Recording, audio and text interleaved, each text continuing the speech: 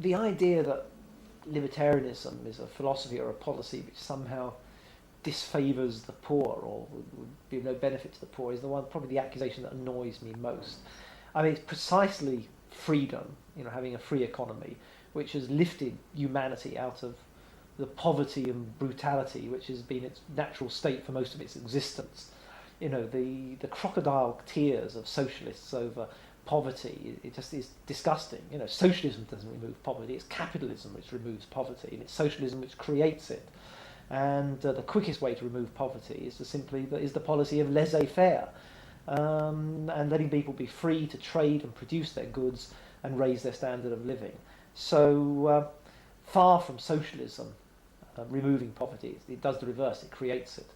And of course the idea that somehow government intervention works for the benefit of the poor or the weak is nonsense. If you actually historically look at government intervention, you find that of course what government intervention benefits, or the people government intervention benefits, is actually the wealthy, is special business interests, special financial interests. If you actually look behind socialism, if you actually look behind the various interventionist policies within the economy, you'll find invariably they benefit a specific group or interest within the economy.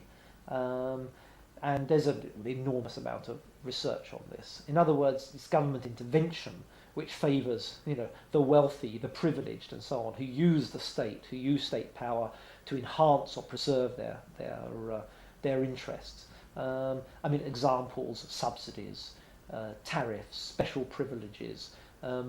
The bourgeois trade unions, like the professions, like medicine and so on, where the professions get special legislation to prevent people from practicing those trades. Taxation policy, which prevents the accumulation of new capital, prevents companies from prospering and growing, and which maintains the competitive position of larger companies. If you actually look, for example, in American history at so-called antitrust legislation during the Progressive period, you find the sort of government intervention there was in fact brought in at the bequest of big business. The economy was becoming more and more competitive. The free economy was working, and the position of established businesses was threatened by growing competition, by new businesses.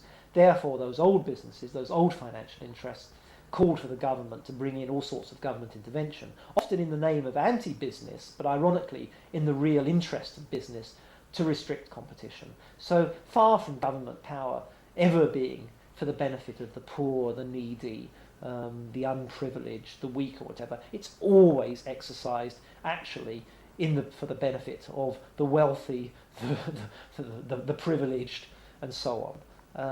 Government is just no answer to any problem. Government is the problem, and it's sweeping away government problem that will in fact create a harmonious society, a prosperous society, a free society for all people, and will simply do away with ultimately the idea of poverty and the needy and so on.